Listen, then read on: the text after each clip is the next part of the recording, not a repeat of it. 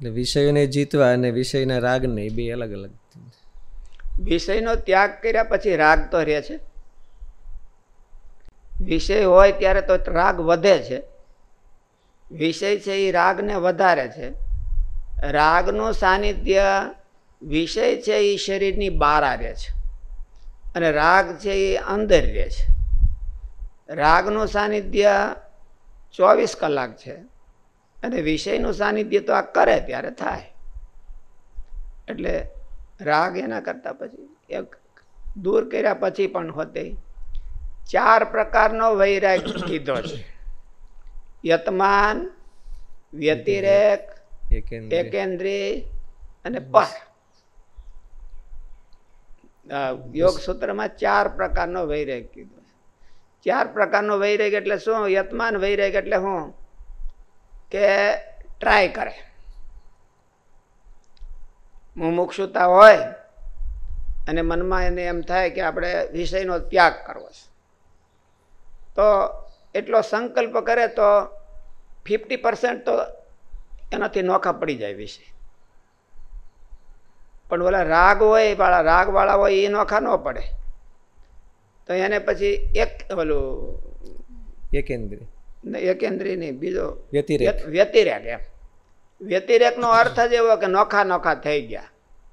જલ્દી ઉખડી જાય એવા હતા, જલ્દી છૂટી જાય એવા હતા, એ છૂટી ગયા, અને થોડાક છૂટે નહીં એવા હતા, એ રહી ગયા માલિક. એટલે હવે એને કેમ ઉખેડવા? એને વ્યતિરેક કહેવાય. વ્યતિરેક એને હોતે ઉખેડી નાખે મહેનત કરીને. તો પછી એકેન્દ્રિય, એની તરફ આમ ગાંઠ રહે, એને એની તરફ ઇંતેજારી રહે. કોક ભોગવતું હોય તો આની ઇંતેજારી રહે, ખૂબ જોવે. એટલે એની તરફ ઇંતેજારી રહે ને એ એકેન્દ્રિય કહેવાય. અને ઇંતેજારી હોતે ઉખડી જાય. એટલે મહારાજે આ સંતોના પ્રસંગમાં કીધું છે કે મહારાજ અમે આને નહીં સંબોધીએ. એટલે મહારાજ એમ થયું કે આની ઇંતેજારી એ નથી, ત્યાં જઈને જોઈએ અમે. એટલે મહારાજે નિર્મોહી કીધા. ઇંતેજારી હોતે ઉખડી જાય ત્યારે એને પર વૈરાગ કહેવાય. આ બધા વૈરાગના સાધનો છે. ભગવાન ભજવા હોય અને આવું શીખવું જોઈએ, એની પ્રેક્ટિસ કરવી જોઈએ ધીરે ધીરે ધીરે ધીરે. તો રાગ દ્વેષને મૂળમાંથી ઉખેડી નાખે તો એ પાછા વિષયને જીતવા પડે. વિષયને દૂર રહેવું પડે. જીતવા તો રાગ દ્વેષને ઉખેડી નાખે તો એનાથી મહારાજે વિષયને જીતવા એની ડેફિનેશન જ એ કીધી કે એને દૂર સન્નિહિતિ અસન્નિહિતાન એને દૂર રહેવું. કોઈ પણ રીતે જેટલો વિષયથી દૂર રહી શકે એટલો જ એ જીતેન્દ્રિય કહેવાય. મહારાજે ગમે એટલી સિદ્ધાઈ જણાવતો હોય તો એ જીતેન્દ્રિય કહેવાય એવું નથી. ગમે એટલી વિષયની નિંદા કરતો હોય, ત્યાગ હોતે કરતો હોય, જે કંઈ કરતો હોય, જેટલું બધું થતું હોય એટલું કરતો હોય, પણ જો વિષયનું સાનિધ્ય એ સેવે તો એને મહારાજે જીતેન્દ્રિયની ના પાડી. જીતમ જગત મનોહી કેન, જીતમ જગત કેન મનોહી એન. કોઈને જગત જીત્યું? તો મન જીત્યું એમ. પણ એમાં મહારાજે મન જીત્યા અને લક્ષણમાં આવું લખ્યું છે કે જ્યારે ઇન્દ્રિયો વિષય પાસે જાય જ નહીં ત્યારે એનું મન છે એ જીતાણું. હકીકતમાં ઇન્દ્રિયોનું લખ્યું કે મન વિષય પાસે જાય નહીં એવું ન લખ્યું. પણ ઇન્દ્રિયોનો પ્રોહિબિશન, ઇન્દ્રિયોનો પ્રતિષેધ એને સ્ટ્રોંગ થઈ ગયો એટલે એને મન જીતાણું. મારે કે નહીં જીતાણું હોય તો મનમાં એમ થાય કે નિરાશ થઈ જાય કે આ દેહ આ બનવાનું નથી. એમ ઇન્દ્રિયોનો ત્યાગ જેને સજ્જડ રાખ્યો હોય તો કે આ દેહ આ બનશે નહીં એવું એમ મન નિરાશ થઈને બેસી જાય. એટલે ઇન્દ્રિયો જીતવાનો અર્થ જ એવો છે કે અસન્નિહિત સાનિધ્યનો ત્યાગ.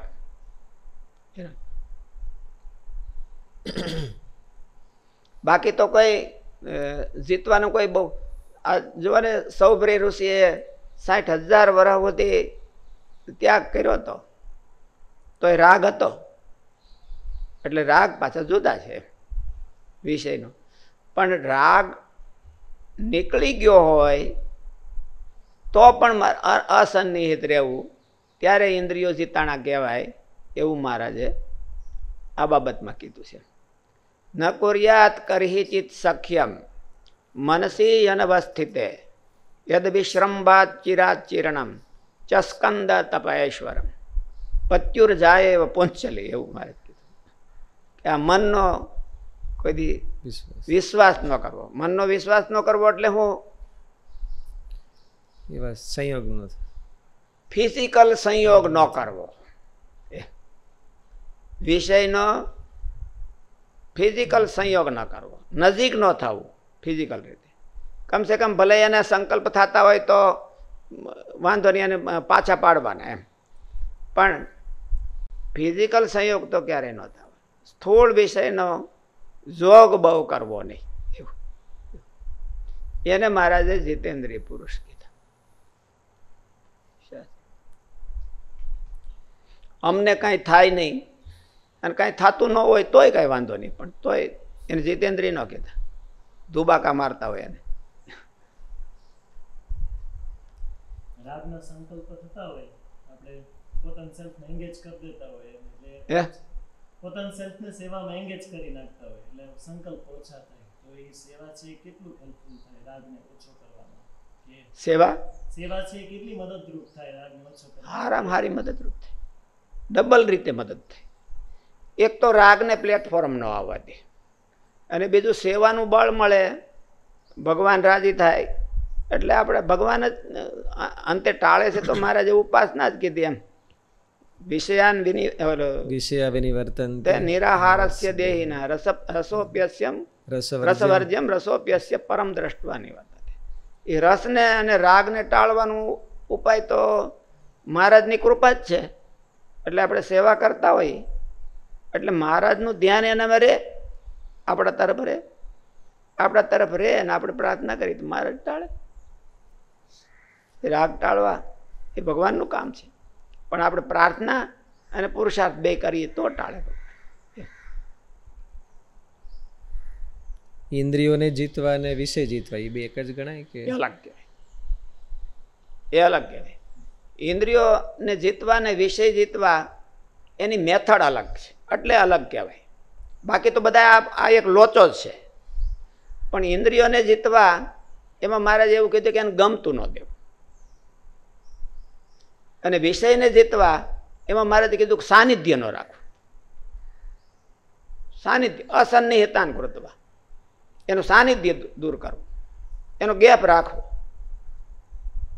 તો વિષય જીતાય. મહારાજ એવું કીધું. અને ઇન્દ્રિયો તો જીતાય કે એને ગમતું ન દેવું. એટલે એ બહુ આપણે એને ઓલું હવે ભણતા ત્યારે એક ઓલો પુનિત મહારાજની એક ચોપડી આવતી, એમાં એને બહુ સરસ લખ્યું હતું. ઓલા ભરતરી કે આના એને મનમાં એમ થયું કે એક વખત હાલ્યા જતા હશે તો સાંજનો ટાઈમ હશે તો ક્યાંક શીરાની સુગંધી આવી, બહુ આ રીતે નાખવારા પોળા થઈ ગયા ને, હો આવો શીરો રાજા હતા ખાધો હોય એટલે સુગંધી આવી. અને પછી એની ઈચ્છા થઈ ગઈ કે શીરો એ પણ એક વસ્તુ છે એમ. એટલે એને સંકલ્પ થયો, હાલે જતા તો શીરો તો હોય નહીં, પાછા જાગ્રત હતા એટલે તા એને મનમાં રીહ ચડી મળવા શીરોનો મને સંકલ્પ થયો.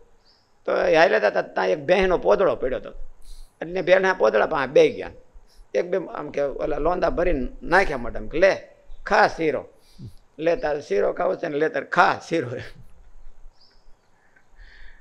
એટલે એને એમ કે ઓલું તમારો પ્રશ્ન હતો ઇન્દ્રિયો જીતવા અને વિષય જીતવા અલગ અલગ ગણાય કે? એટલે અલગ અલગ અલગ ગણાય. મન છે એમાં સંકલ્પ થાય તોય પણ એને સાનિધ્ય ન થવા દે તો મન જીતાય.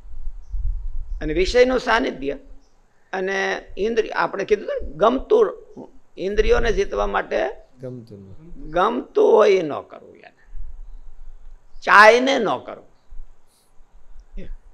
કે ઓલું હોય તો કાંઈ હાલો કાંઈ વાંધો નહીં, આપણે ક્યાં કાંઈ આયોજન કર્યું છે?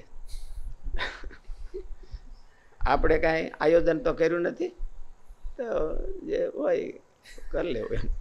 પણ ચાયને ગમતું ન કરવું તો ઇન્દ્રિયો જીતાય.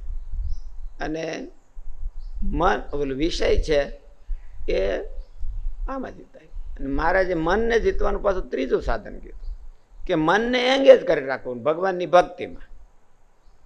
અંતઃકરણ કે શેણે કરીને જીતાય છે અને ઇન્દ્રિયો શેણે કરીને જીતાય છે. ઇન્દ્રિયો જીતવાના સાધન હું અને અંતઃકરણ જીતવાનું સાધન હું. શું કીધું?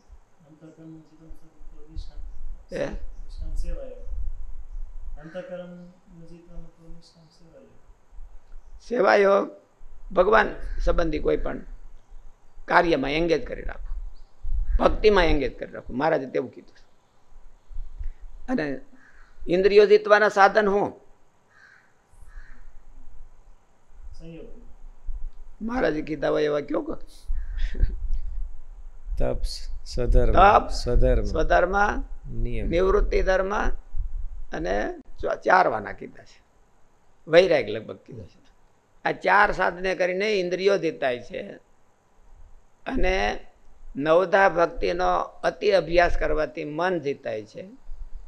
વિષયને દૂર કરવાથી વિષય જીતાય છે.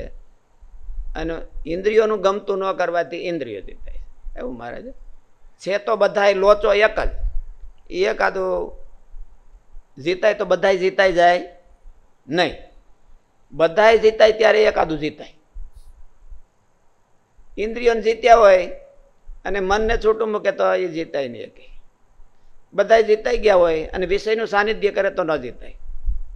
એટલે આને કહેવાય સમુચ્ચય. અને વિકલ્પ ન કહેવાય કે બેમાંથી કોઈ પણ આઈધર ઓર એકાદું જીતી લ્યો બધા જીતાઈ જાય, એવું નહીં. આને કહેવાય સમુચ્ચય ન્યાય. બધાય પૂરા જીતાય ત્યારે બોલું એક જ જીતાય. એકાદું પણ કાચું હોય તો એ વિઘન કહેવાય. નકર સૌભરી ઋષિએ એટલું તપ કર્યું, એટલો વિષયનો ત્યાગ કર્યો, ઓલું બધું કર્યું, તોય ન જીતા. એકાદું ક્યાંક લીકેજ રહી ગયું હોય, ચારે ઠેકાણે બાણા બંધ ન થયા હોય અને એકાદું લીકેજ રહી જાય એટલે બધું પૂરું થઈ ગયું. બધાની ઉપર પાણી ફેરી દે. એટલે ચારેને જીતવાના નોખા નોખા. અને દેશકાળને જીતવા એવું હોતી. મહારાજ એક વદનાવટમાં કીધું દેશકાળને જીતવાનું સાધન હો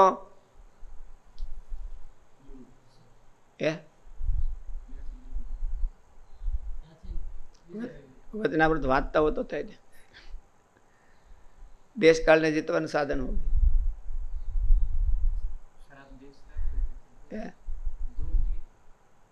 શું ભાઈ? આટી પાડવી. ભગવાનની આજ્ઞામાં રહેવું. ભગવાનની આજ્ઞામાં રહે તો દેશકાળને જીતવાનું સાધન કોઈ પણ.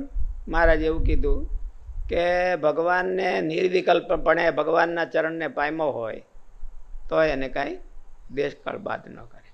અને બીજું આજ્ઞામાં રહે તો બાદ ન કરે. આ બે સાધન છે. ભગવાનનો દ્રઢ આશરો કરવો અને આજ્ઞામાંથી હલવું નહીં તો એને દેશકાળ બાધ ન કરીએ. કે પાછું દોડીને સેવવા ન જવા, વિષમ દેશકાળ સેવવા ન જવા. એ તો મહારાજે કીધું કે જ્યાં મારકૂટ થતી હોય ને ભાગી નહીં કરવું એવું કીધું. પણ દેશકાળનો કંટ્રોલ આ બે વાનાથી થાય. એક ભગવાનનો આશરો અને ભગવાનની આજ્ઞા. તો ભગવાનની આજ્ઞામાં જેટલો રહે એટલા એને નબળા દેશકાળ નડી ન શકે. વિષયનું સાનિધ્ય અસન્નિહિતતા દૂર કરે, બોલો અસન્નિહિત પણ રાખે તો એને વિષય નડી ન શકે. અને જો આવી ટેવ પડી ગઈ હોય ઇન્દ્રિયોને ગમતું ન દેવું તો એને ઇન્દ્રિયો બહુ એની સામે માથું ઉચકે નહીં. અને ભગવાનની ભક્તિમાં મનને એંગેજ રાખવું તો મન જીતાય, અંતઃકરણ જીતાય. એવું મહારાજે છોટું છોટું જગ્યાએ આ બધું જીતવાનું કીધું.